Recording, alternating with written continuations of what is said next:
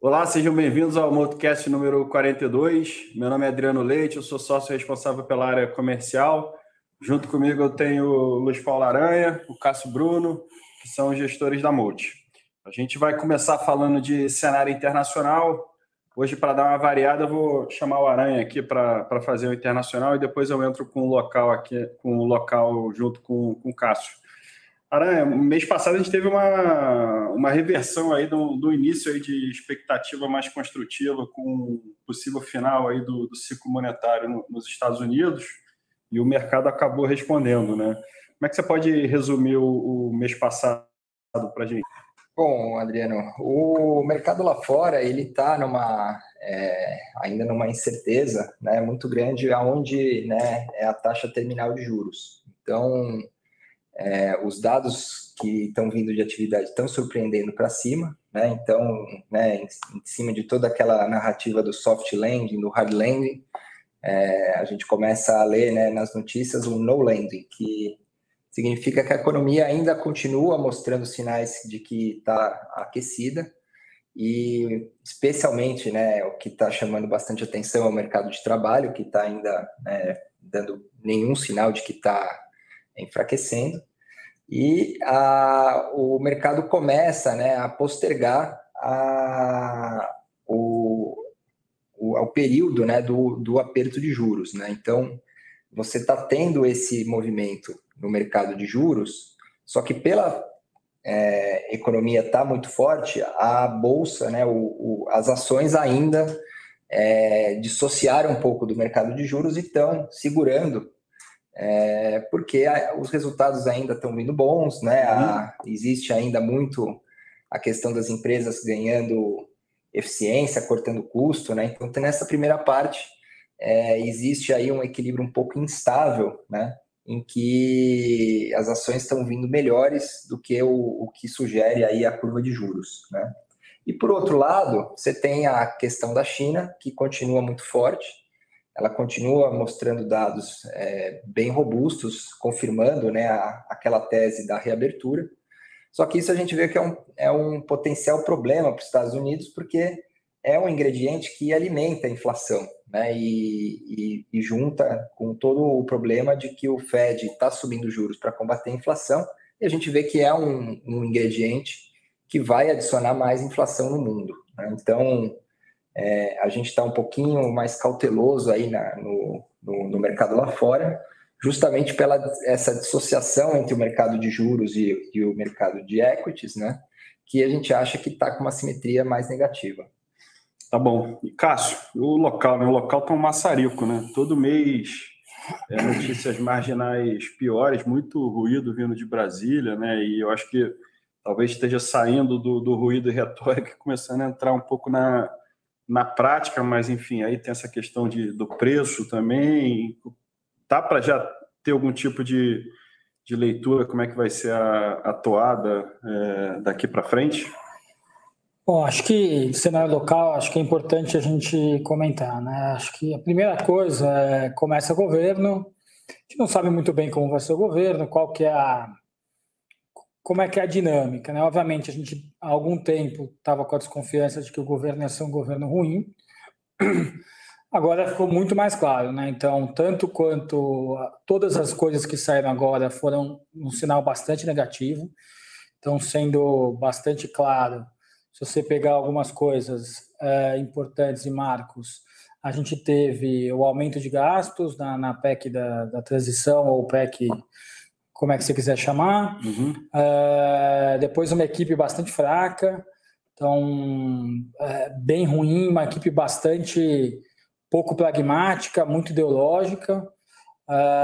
Aí quando a gente entra para esse ano, ataque ao Banco Central, do time e do presidente, então é um negócio bastante ruim, então ataque às instituições, e aí coroa com o jeito que foi conduzido e o que foi feito na tributação de exportação de petróleo e retributação dos combustíveis. Então, o que é muito ruim e acho que a gente tem que deixar claro isso para o nosso ouvinte, né?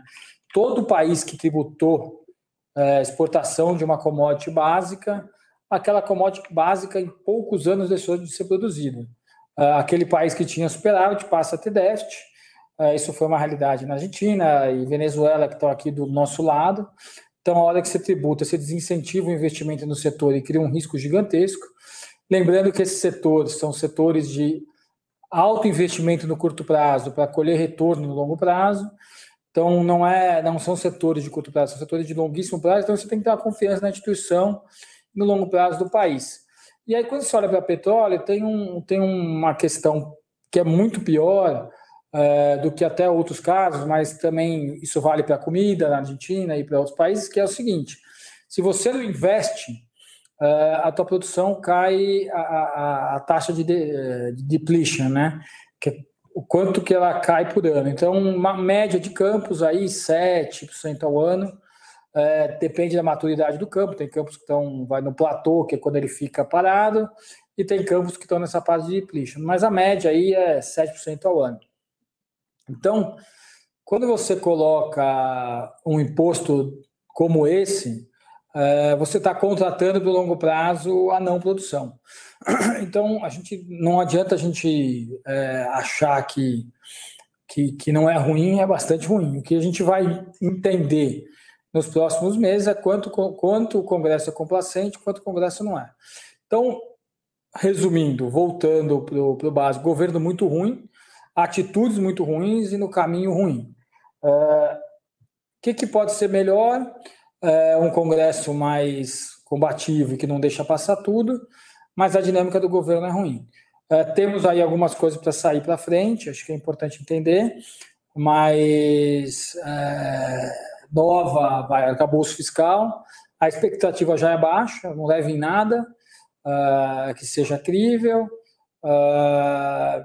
e reforma tributária, que também o que vai sair do Congresso a gente também não sabe, e nem sabe se é boa o que acontece. E outra coisa, saindo, o prazo é bastante longo, ela primeiro piora para melhorar, acho que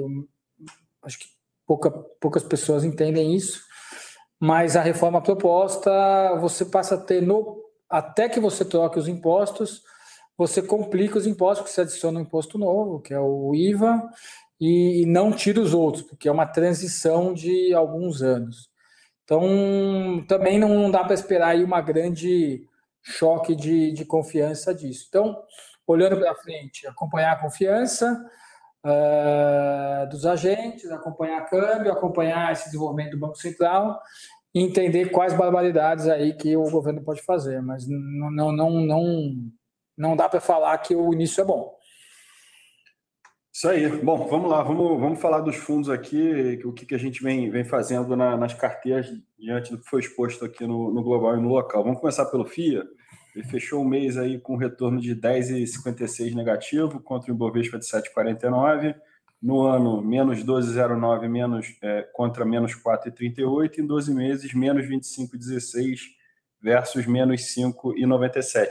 Acho que vale a pena aqui, que eu acho que é legal dividir, porque a gente começou um processo aí de realocação no fundo, né, mudando o perfil diante dessa deterioração do quadro local. Acho que é legal, de repente, resumir o que a gente fez, né, que acho que foi um processo que já vem rolando aí uns 45 dias, acho que está mais consolidado dentro da carteira. Né? Sim, né, então, dado, né, esse cenário, acho que a primeira variável que a gente olha e que era uma premissa que a gente não tem mais, era que o ciclo monetário estava no fim do aperto, né? E que a gente veria, ao longo do tempo, uma queda de juros, né? Esse cenário ele foi tirado completamente da curva de juros e sim colocou um prêmio de risco muito elevado. Isso a gente está vendo que começa a ter, né, um problema de crédito no Brasil. Então, as empresas mais alavancadas começam a ter um custo muito alto para se refinanciar e um custo muito alto para pagar, né, de juros, de serviço da dívida. Então, a gente cortou bastante do nosso portfólio as empresas mais alavancadas e dando preferência às empresas, né, com balanço mais clean, com balanço mais com pouca dívida ou com uma dívida que o serviço financeiro não afete tanto a geração de caixa da companhia, né? Então, nesse sentido, a gente aumentou as posições dos bancos, de Cielo,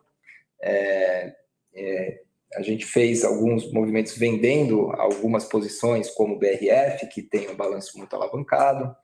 Então, a gente fez esse movimento, né? Mas dentro disso, né, a gente está num mercado em que, além da piora dos fundamentos, né, você tem um mercado em que a liquidez cai e o fluxo é muito negativo, né? Em janeiro, a gente foi suportado pelo fluxo estrangeiro. Em fevereiro, esse fluxo estrangeiro não veio. Então, o mercado ficou muito pressionado, né, dado o resultado da carteira. Além da gente não ter, né, gerado alfa, foi um resultado que quase todas as ações caíram, né? Então, a gente teve as perdas mais concentradas em Renner, que é uma empresa de varejo, mas que não tem dívida no balanço. Caixa líquido. Né? Caixa líquido, a Soma, que também tem uma dívida pequena. Mas que estão sofrendo com essa questão, né, tanto macro quanto, né, de uma perda de perspectiva de crescimento, e a 3R, né, que também está envolvida nesse imbróglio aí de venda de ativo, apesar de ter um contrato já assinado com a venda de um ativo, o Petrobras e o presidente suscitou aí que pode rever esse contrato, adicionou bastante risco, né, para esse contrato ser efetivamente, né, cumprido. Então, a gente teve as perdas concentradas aí nesse mês. A gente continua, né, com petróleo na carteira, com Renner e Soma, principalmente vestuário, Sabesp e bancos, né? Tem o setor financeiro como Cielo. Então, um pouco da carteira que a gente está carregando aí para atravessar esse período aí mais difícil. Legal. Cássio, vamos para o Equity Hedge, né? Ele fechou aí o mês passado com retorno de menos 1,15 contra um CDI de 0,92, no ano 0,0 contra um CDI de 2,05 e 12 meses 10 contra um CDI de 13,04. Como é que você pode resumir aí o mês passado, né? Foi um mês aí que o índice de acerto foi bem baixo, né? Se for ver assim, todas as posições e todos os livros, né? Acho que mês passado é um mês atípico, ele acontece de vez em quando. A gente acabou tendo bastante... quase todas as posições deram errado, em vários setores. Acho que a atribuição, parte disso é o fato... Embora a gente esteja muito casado no fundo, a gente tem... Todas as posições são mesmo, quase todo o grosso, mesmo setor, mesmo tipo de empresa. A gente viu uma abertura grande dos spreads. Acho que parte da explicação disso é uma redução de risco generalizada do mercado. Então, essa leitura de que o Brasil está indo para o caminho errado faz todo mundo reduzir gross. A gente tem trabalhado há alguns meses com gross mais baixo no fundo, já cerca de 20% a 30% abaixo do que a gente costumava trabalhar.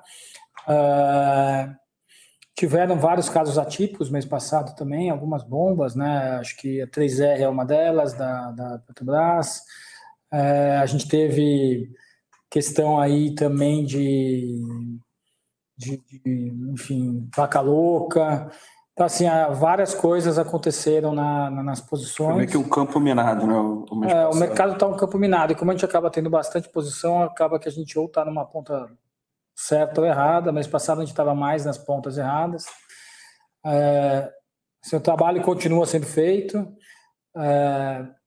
Enfim, bastante coisa errada, mas todos os setores aí dando na ponta errada. Aí acho que o que deu certo ainda é o internacional. A gente continua acertando bastante no internacional, e a gente tem feito mais coisas no internacional e deixado o risco de Brasil um pouco menor, dada essa incerteza. Legal. E historicamente, assim, vendo a estratégia do fundo, né, quando a coisa começa a ter um pouco mais de clareza, assim, geralmente essas distorções elas fecham, né? É um momento geralmente fato, né, uma vez acalmado aí a perspectiva, né? A gente precisa que as perspectivas acalmem. Obviamente, a gente não tem grandes expectativas que socorram no curto prazo, mas como são plays bastante casados, também tem um limite de quanto aquilo dá errado. Distorce, né?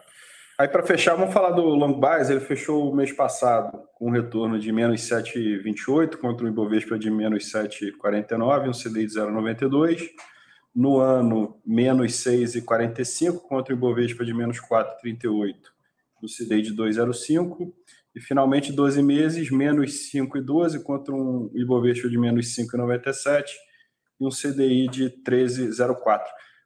Como é que oscilou a parte direcional comprada do fundo ao longo do mês? A parte direcional a gente continua sempre menos de 50% comprado. A gente não operou bem mês passado, a gente achou que o Brasil podia dar uma melhorada. Passou bastante, pedaço razoável do mês a 30% comprado. A gente aumentou um pouquinho, o mercado veio para baixo e a gente está lá à volta a 30% a 35% comprado. A ordem de grandeza é o que a gente tem feito.